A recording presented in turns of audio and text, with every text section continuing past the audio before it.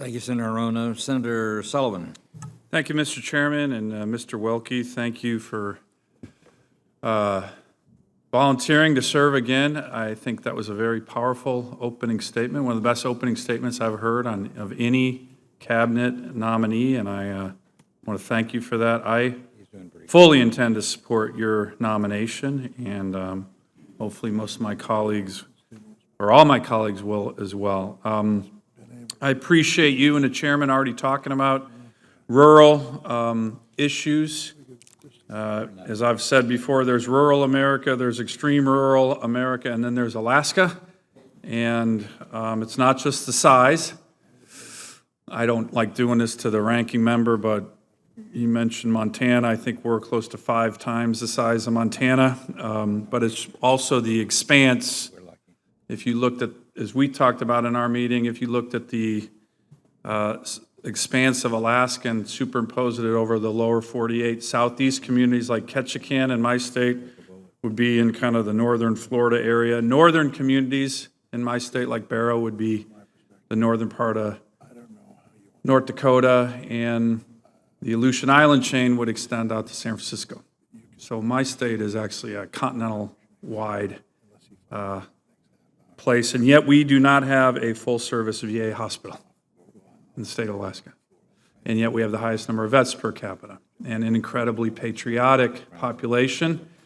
That includes the Alaska Native population, almost 20% of my constituents who serve at some of the highest rates in the military of any ethnic group in the country, despite, you know, let's face it, during World War II, Korea, Vietnam, there was a lot of discrimination going on from the federal government to this group of incredible patriotic Americans. So we had a very good discussion, and I appreciated that.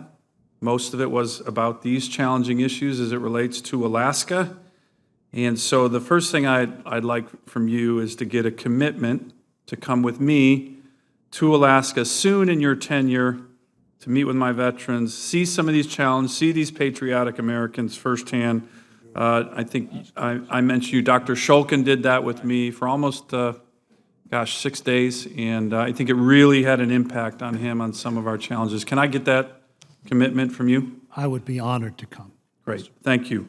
One of the ways that the VA extends its reach into parts of my state is through partnerships with Alaska Native health organizations, what are called tribal sharing agreements with the VA.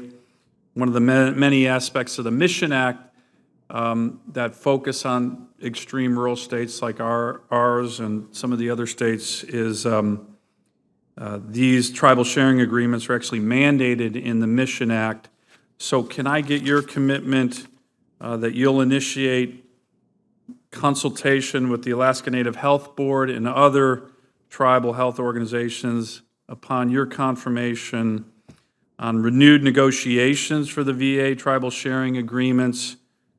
To nail these down, we're working on a 5-year extension to the current contract, but that contract's expiring next year and the clock is ticking. So it's a very high priority issue for me and my constituents. Can I get your commitment on that? Yes, sir. You know, the other issue we talked about was how you suggested, and I couldn't agree more with you, that when it comes to understanding the needs of local veterans in different states, oftentimes the local VA really knows best. Do you agree with that still?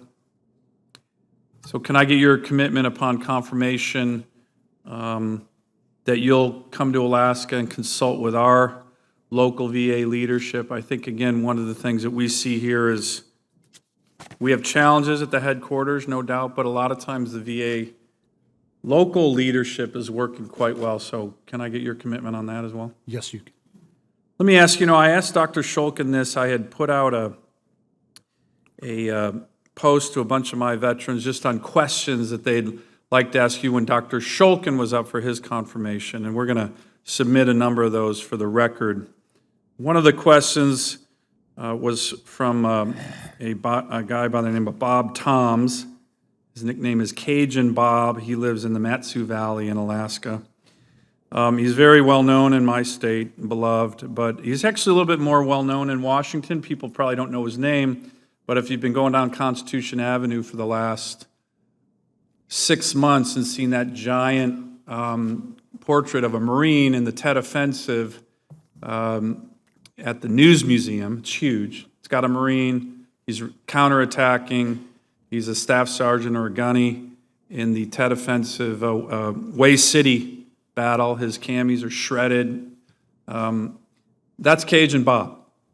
He was received 6 Purple Hearts in the Marine Corps, a Silver Star in the Battle of Way City. That battle that's depicted, I think it's still up there in the News Museum. You should go take a look. And his question to me, a real hero among us, and we have so many that we're proud of, was the concern that we hear from so many veterans that there's been stories of senior leadership at the VA not being held accountable for some of the actions they've taken. I think we've tried to address this with the Accountability Act, but that the veterans themselves feel sometimes they're stuck in a system that works against them, not for them. So he had a very basic question when Dr. Shulkin was up for his confirmation. I'm just going to repeat it. Forgive the language. He's a bit of a salty Marine, but a hero. The question was, will you be able to kick ass and take names for the veterans? For the veterans? Yes. Above anybody else if you're confirmed to be the secretary? And how will you do that? Well, being an Air Force Reserve officer, we don't use language like that, but it takes away from other things. But yes, sir. I was very proud, and you can tell Cajun Bob is, when I was sworn in at the Pentagon, it was referenced that I'd been born in khaki diapers. And I think my attitudes toward that and leadership flow from having been in that world my entire life. Thank you. I look forward to your confirmation. Thank you, Mr.